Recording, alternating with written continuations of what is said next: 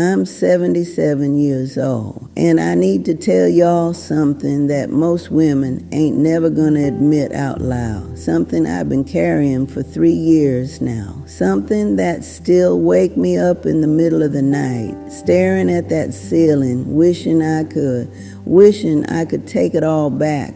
I was the one who destroyed my marriage, not my husband. Me, I did that.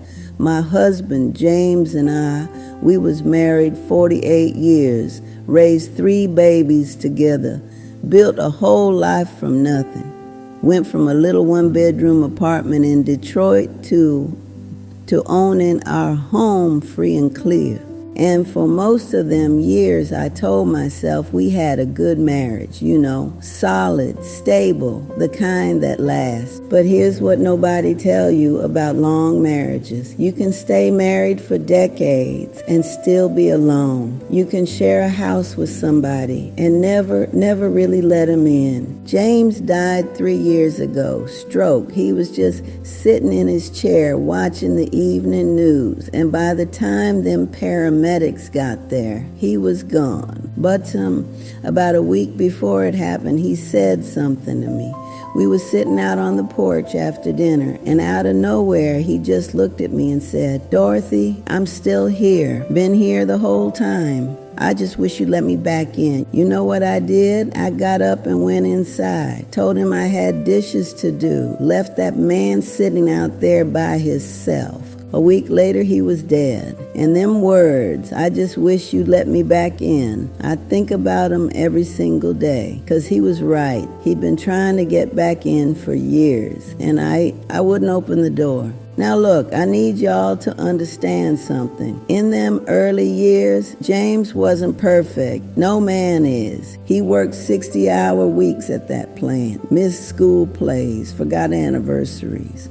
There was times I felt like I was raising them kids by myself, running that household by myself, carrying everything while he just showed up to sleep. And I had every right to be hurt. I ain't saying I didn't, but here's what I did with that hurt. Instead of telling him about it, instead of fighting for us, instead of making him see me, I did something worse. I shut down, quietly, little by little. So slow James ain't even noticed at first. I built walls around my heart brick by brick till he couldn't reach me no more. Not 'cause he stopped trying, but 'cause I wouldn't let him in. I started keeping score. Every disappointment, every time he let me down, every time he picked work over me, I filed all that away and I used it to justify being cold. He ain't noticed my new dress? Fine. I ain't gonna compliment him either. He forgot to call when he was working late? Fine. I ain't gonna ask about his day. He fell asleep during that movie I wanted to watch? Fine. I ain't reaching for his hand no more. Little punishments, small withdrawals. I told myself I was protecting myself, that I was just being strong, that if he really loved me, he'd break through them walls. He'd prove he deserved my warmth. But that ain't how love works. That ain't how none of this worked. And I was about to learn that the hard way. Here's what nobody tell you. While you busy keeping score, while you busy punishing somebody for who they was 10 years ago, they changing, they growing, becoming somebody different. When James retired, something shifted in him. Kids was grown, the pressure was off, and all of a sudden he was present in a way he ain't never been before. He'd wake up early just to make me coffee. He'd say, "Let's take a walk after dinner." He'd ask about my day and actually sit there and listen. He'd try to hold my hand while we was watching TV. And you know what I did? I rejected that man every single time. I'd take the coffee and ain't even say thank you. I'd say I was too tired for walks. Give him one-word answers. Pull my hand away like I needed to fix the blanket or something. I told myself it was too little, too late, that I waited decades for this version of him, and now I ain't want it no more. But that was a lie. The truth was uglier than that. I had gotten comfortable being disappointed. Resentment had become who I was, being the strong black woman who ain't need nothing from nobody. That was my whole identity. And letting James in would mean admitting I'd wasted years being cold for no good reason. So I kept him out for 10 more years. 10 years of him reaching and me pulling away. 10 years I can't never get back. I need to tell y'all something I ain't never told nobody. Not my kids, not my sister, not my pastor.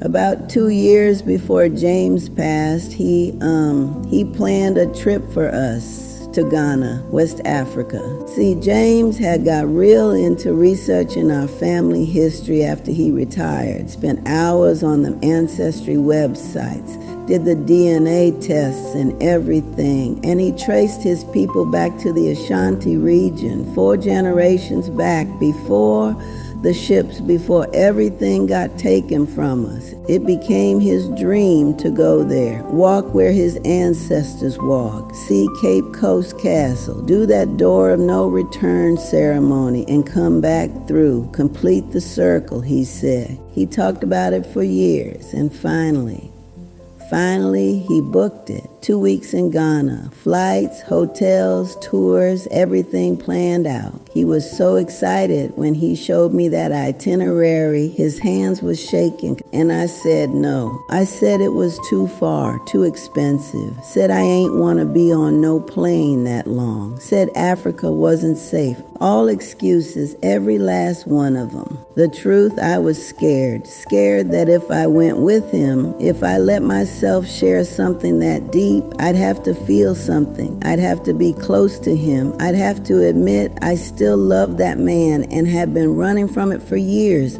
So I let him go by himself. My husband flew halfway around the world to walk through the same door his ancestors got dragged through in chains. And he did it alone. He sent me pictures, the beaches, the markets, the castle. One picture of him standing at that door of no return, tears just streaming down his face. I ain't even respond to that one. When he came home, he was different, quieter. Something behind his eyes had just gave up. And I told myself he was just tired from the trip, that we'd talk about it later, that we had time. 18 months later, he was dead. After the funeral, I found a journal in his nightstand. Now, James wasn't never a writer. In 41 years, I ain't never seen that man write more than a grocery list. But there it was, a leather journal, half filled with his handwriting. He started it in Ghana,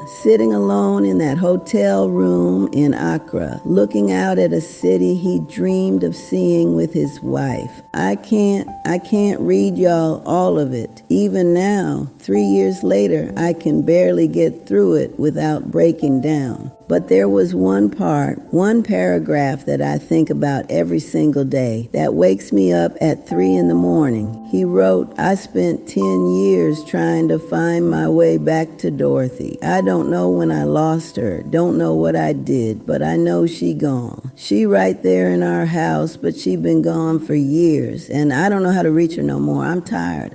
Lord, I'm so tired of knocking on a door that won't open.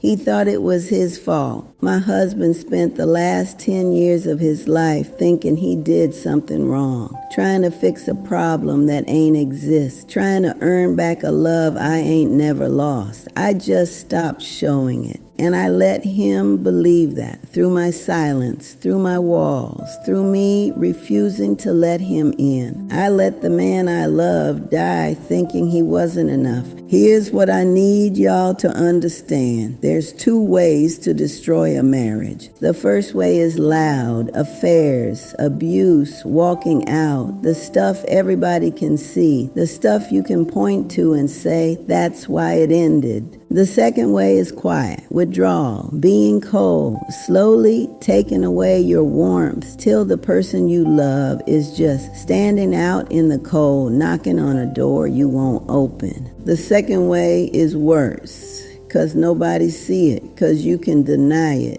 'cause you can do it while you still technically being faithful, still technically being there, still technically showing up. I was there every day for 41 years. Same house, same table, same bed. But I was gone. And I made James feel like he was married to a ghost. If you watching this right now and you see yourself, if you the one keeping score, if you the one with the walls up, if you the one who stopped being soft 'cause you got hurt and you swore you wasn't gonna let that happen again, I need you to hear me. Your partner can't climb walls you won't lower. They can't read a mind you done closed off. They can't fill a cup you keep pulling away. And one day, whether it's death or divorce or them just giving up, they're gonna be gone. And you're gonna be sitting there alone with nothing but them walls you built to keep you company. I know, 'cause that's where I'm at right now. There's a picture on James's side of the bed. I ain't moved it in 3 years. It's from our wedding day, June 1984. He grinning so big, looking at me like I'm the only woman in the world. So young, so full of hope, so in love with a woman who was gonna spend the next 40 years, slowly pushing him away. I look at that picture every night and I think about everything I should have done different. I should have forgave him for not being perfect in them early years. Lord knows I wasn't perfect neither. I should have talked to him instead of shutting down, told him what I needed instead of punishing him for not guessing. I should have let him in during them last years when he was trying so hard. Should have let myself feel something, risked getting hurt for the chance to be close. I should have went to Ghana. I should have stood next to my husband at that door and held his hand while he cried. Should have been there when he needed me most. Should have let that trip bring us back together instead of being too proud, too scared, too stubborn to go. Here's what I want you to do today, right now. If you love somebody, tell them, not when they earned it, not when you feel like it, now. If you build walls, start taking them down, one brick at a time. I know it's scary, do it anyway. If you keeping score, burn that scorecard. Light a match and let it go. All it's doing is keeping you alone. If your partner is trying, if they reaching for you, making effort, showing up different than they used to, let them. Don't punish them for who they was 10 years ago. Don't make them earn what should be given free. 'Cause here's what nobody tell you about time. You think you got more of it than you do. You think there's always tomorrow, another chance, another moment to make it right. There ain't. James and I had 41 years, and I wasted at least 15 of them behind walls, protecting myself from a man who only ever wanted to love me. Now I got all the time in the world, and nothing to do with it but regret. I ain't telling y'all this for sympathy. I don't deserve it. James do.